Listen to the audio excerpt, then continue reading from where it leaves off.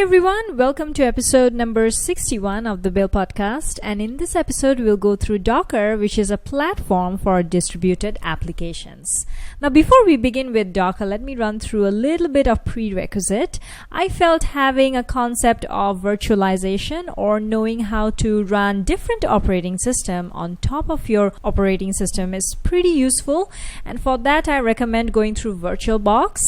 And then the second one is Vagrant, which is creating portable dev environments through command line and using virtual images as well. I have also come across this Stack Overflow question: should I use Vagrant or Docker for creating isolated environments, especially when we are building applications? Well, this answer seems to explain a lot in this short sentence.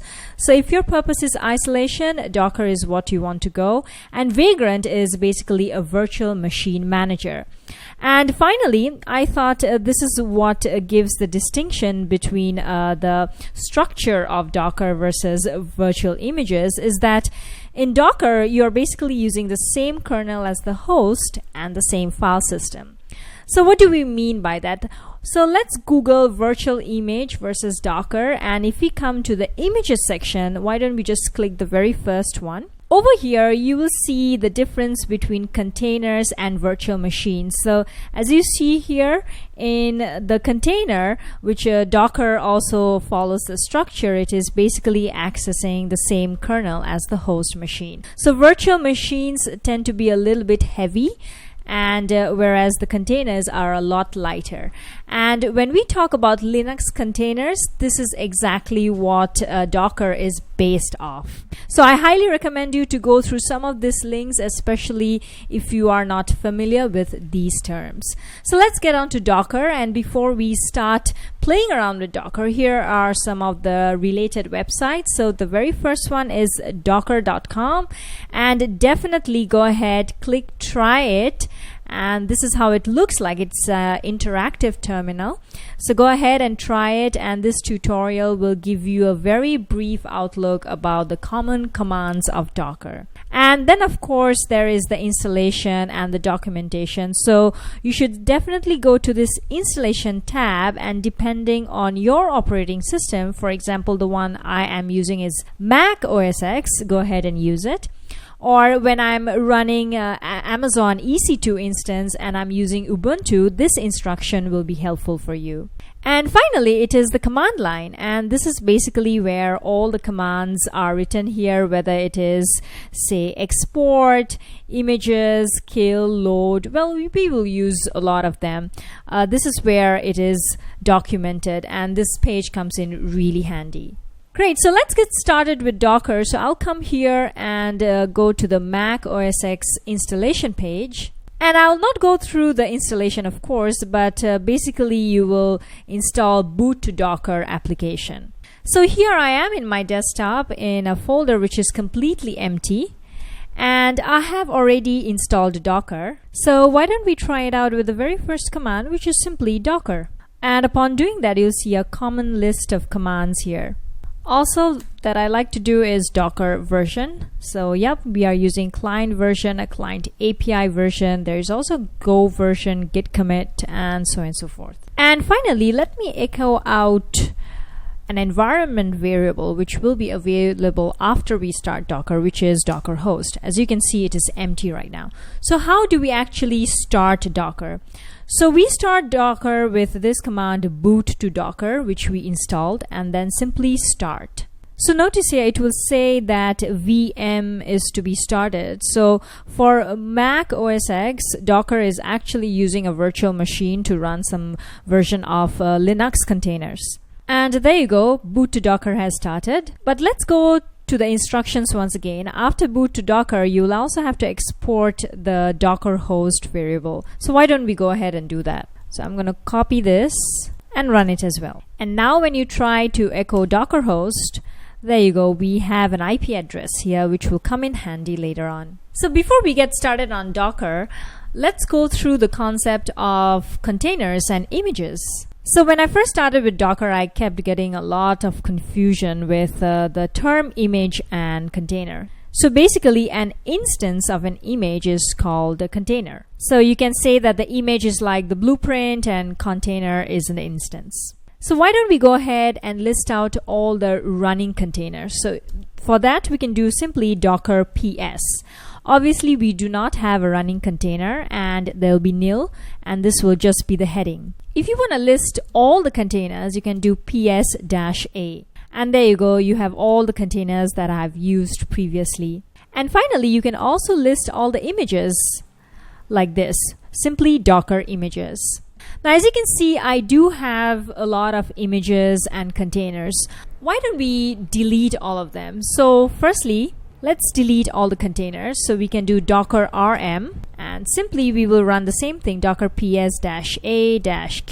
And now if we do docker ps-a, there you go, there'll be no more containers. Similarly, if we want to delete away all the images, we will do rmi this time and docker images-q.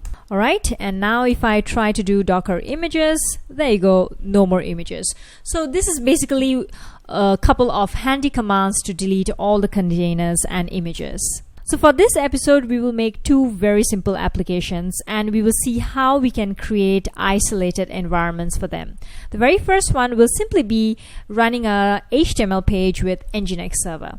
So why don't I create a directory for this and simply call it HTML. Let's get inside the directory. Let me open this up in text editor. And the very first file we will create is simply index.html.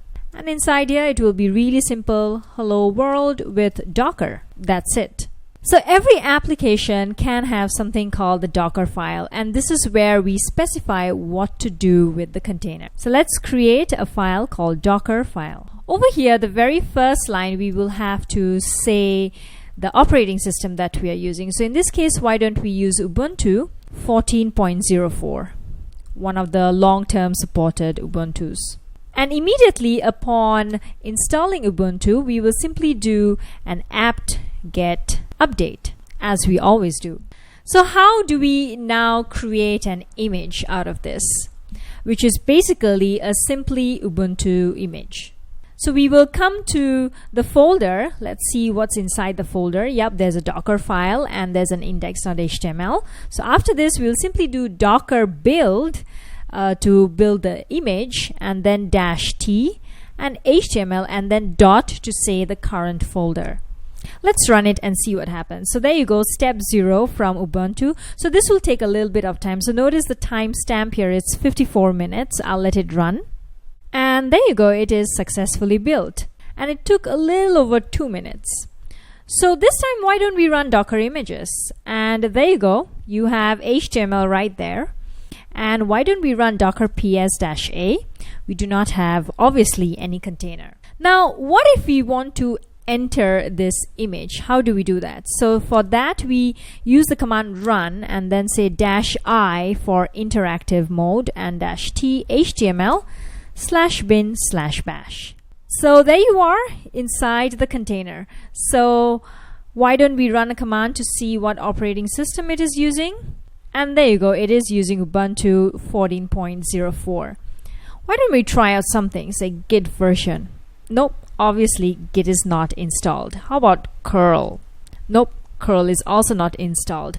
So git, curl, nano text editor, these are some of the common things we use. So why don't we get that installed as well? So I'm going to exit it and come back to my host machine. So this time, let's append to our Docker file. So I'll say run. And I'll say apt get install. I'll give an option of Y because they always keep asking you, we will need so and so size. Are you sure? Just so that it doesn't halt, I'll just put in -y and then git curl and nano. So what if you want to build this image once again? So we will use the same command. So I'll just go up, docker build -t html dot. Notice what happens this time. This time, step 0 and step 1 is blazing fast because it is using cache. And now it goes on to install the rest of the packages, git, curl, and nano. And this is successfully built as well. And this took a little bit over 2 minutes because it had to install some packages. So why don't we go ahead and similarly do a Docker images, and this time, yep, there are same number of images. And how about containers? And yep, here you will see one container. Why don't we get inside this container? So to do that, we will once again do run. And this time, why don't we query git version? There you go, we have git. What about nano version? Yep, we have nano. And what about curl? Yep, we have curl as well, as it is trying to hint to us that, hey, we should use curl help for more information. So it looks like with these few lines, you are actually creating an isolated environment for your application. Now, obviously, this is not too useful because you want to run this file using Nginx. So the next thing we will do is we will run, how about simply make a directory, and we will do a directory under root called apps. And the next command will be add, and this is where the magic happens. I'm going to add all the files in my current folder from the host machine to this folder right here, apps/html. So basically it will copy Docker file index.html into the image. So let me exit. Now before we build it, why don't we see how many containers are there? So notice we already have 2 containers. One was just about a minute ago, which contains the git, the nano, and the curl, and 6 minutes ago, which was just the bare Ubuntu instance. So great, let's go ahead and build it once again. This time it will be pretty fast because it will just make a directory and just copy over all the files and folders. And similarly, why don't we run? And we are inside the container. And this time, why don't we cd apps and then HTML and ls. There you go, you will see the Docker file and index.html. This is where the fun begins. So the next step is obviously to start the Nginx server. So why don't we go ahead and access the Nginx config file, which is, let me just clear the screen, which is under /etc and then Nginx. Well, guess what? It's not available, obviously, because we have not installed it. So I'm going to exit it, come back to my Docker file, and then simply in the line apt-get install, why don't we add Nginx? And why don't we also create the Nginx conf file that can be copied and added over? So I'll just say nginx.conf. So I'm going to copy and paste a bunch of very simple Nginx configuration. Most of them is from the default Nginx configuration. I've just removed the commented line so that it looks cleaner, and I have just added this server bit, which basically says that listen to the port 888, and here is the familiar /app/html folder with the file index.html. And lastly, we will also need to add this line called daemon off, so that when we are running Docker in the daemon mode, Nginx will still keep running. And obviously, now what we will do, we will come back to the Docker file and we will add a little bit more instructions on what to do. The very first one will be, we will move the original configuration, which should be residing in Nginx/Nginx conf, to say original. And I'm just going to name it as original so that people can refer to it later as well. And now I will run, and then I will move the current folder file, which is Nginx, which will be copied over to the image from /app/html to nginx.conf to exactly this path. And finally, a little bit more instructions. One of the things that we will add is called work directory. And this is the folder that will be available to us right when we enter the image. And that will simply be apps/html. And finally, we need to expose the port number, which will simply be 8888 for us, as we have denoted in our Nginx configuration right here. And finally, we will run Nginx, and we will use the cmd command for that. And simply within an array, we will say Nginx. Great, looks like this is all we need to run a very simple application. So why don't I go ahead and build it once again? So there you go. Now it will install Nginx.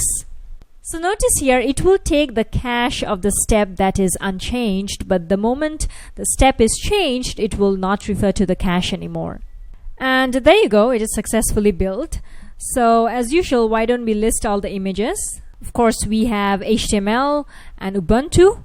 And similarly, why don't we list all the containers?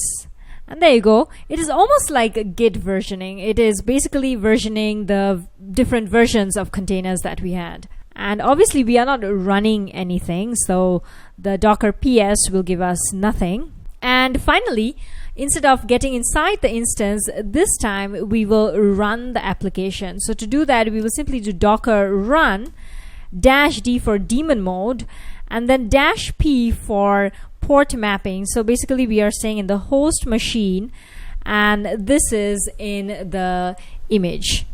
And then simply we will refer to it, which is called HTML. So now if you do Docker PS, which lists all the running containers, there you go. You'll see a container ID, the image name, which is HTML. The command was Nginx up 2 seconds ago. It is running in port 888, which is correct. And it will also give you a little name of the container. So how do we access this little HTML page running with Nginx? So remember how we queried the Docker host? So let's go back to it once again. So I'm going to copy this IP address, come to my browser, and then 8888. And there you go. We have Hello World with Docker being shown in our host machine. So this is actually running in our Docker container. So how do we stop it?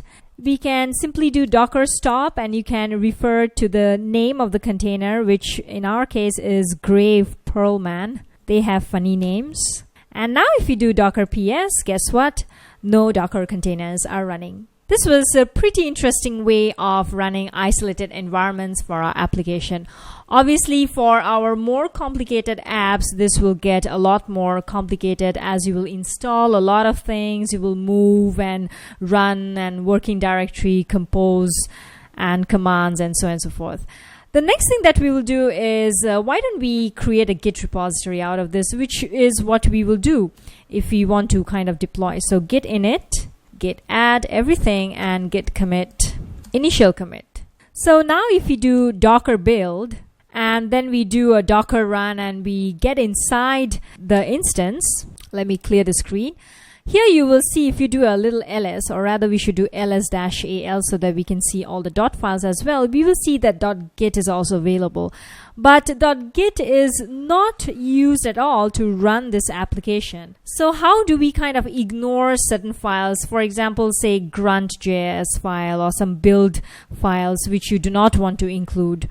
For this, you can create a file called docker ignore. So let's do touch docker ignore. And let's come back to our text editor, and simply all we need to do is .git. So let me clear the screen. So all I'm going to do is build it again and get inside an instance of the image by the run command. And now when I do ls-al, guess what?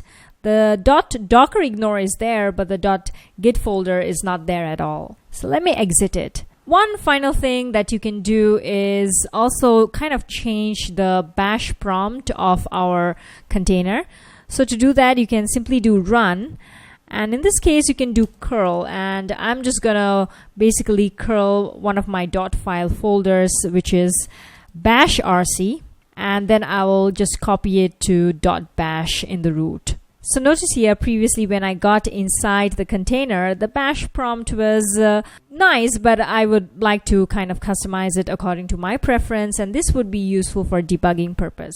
So I'm going to do the same thing. I'm going to build, and there you go, it kind of curled in and copied the file. And finally, I'm just going to run and go inside it. And there you go. The bash prompt has changed. So let me exit it. We are quickly going to make another little application, and that will be a little Node.js application. So inside here, I had the HTML folder, so I'm going to make another directory and just simply call it Node app. And let me open up the folder in Sublime Text. So here, let me create a file called, say, app.js. And here I will basically copy and paste the hello world example from nodejs.org. So yep, it's right here. So let me just copy it and paste it right here. But I'm going to amend it slightly. So this is actually an optional argument. I'm just going to remove it because it will not be able to refer to this IP address, but the 192, the Docker host IP address. So I'm just going to remove it. And instead of 1337, why don't I simply do 8000? And I'll just say server running at port 8000. That's it. Simple changes. So after this, why don't we create another Docker file? And inside this Docker file, it will be something really similar to what we did previously, but some things are different because it was going to be a Node.js application. So it will still be from Ubuntu 14.04. And as of the first step, I'm always going to do apt-get update. And in terms of packages, we're going to get git, curl, nano, and Node.js. I'm also going to add nodejs-dev as well as npm, the node package manager. I will also copy my bash profile. And finally, I'll do a little symlinking, ln-s/usr/bin/nodejs to simply usr/bin/node. And finally, I will definitely create a directory which will be under /apps. And just like our previous example, I will add in all the files and folders from the current host to the Docker image. And let's just call it node app folder this time. And finally, let's just set the working directory, which will simply be under apps and then node app. And finally, this time, let's expose the port 8000. And we'll also run the command. This time it will be slightly different. It will run node. And we also need to give the folder path, which will be under nodeapp/app.js. Great, so why don't we try out this app? So let me go to my command line, and we are in this folder with just the Docker file and app.js. And just like what we did before, we're going to do a docker build -t, and this time we will name it as node app and dot for all the current files and folders in the current one. Right, so looks like it's done, but guess what? We do have an error. And this is how it looks like when we have an error during the process of creating the image. It says apps not found. So why is that so? Let's go and check. Well, obviously I cannot just run /app. I need to say mkdir/app. So I'm going to try to build it again. And this time, notice as usual, it will be really fast because it's basically taking from the cache, and we're done. So interestingly, let's try to run all the running instances. There is none. So why don't we go ahead and start up this node app? So to do that, all we need to do is docker run-i. So why don't we try to run this? But this time, what we will do is we'll get inside the image, inside the container, and then we will run it. So this is pretty useful when we have to debug and see what's going on and why is it not starting the server. So we'll do docker run-i for interactive mode, and we will do -p to kind of do the port mapping from host to the Docker container, and we will do -t to kind of say the name, and then /bin/bash. So there you go. We are inside the container. So if we do node version, yep, we are having 0.10.25. So why don't we go ahead and do app.js and then run it in the background with an ampersand. So yep, it is running in port 8000. So now when I go to the IP address 192 instead of 4000, let's run 8000. There you go. You do see the Node.js hello world. And at the same time, let me just go to another shell and let's get inside docker/html.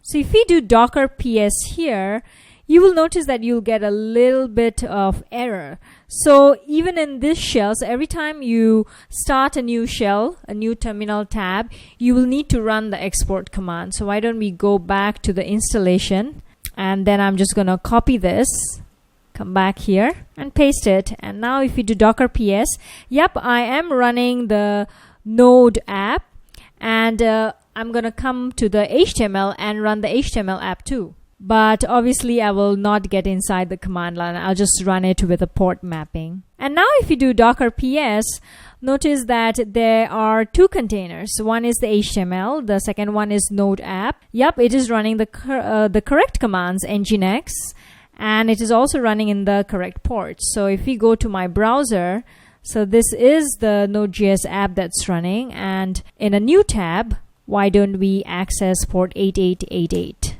And yep, that is the HTML app.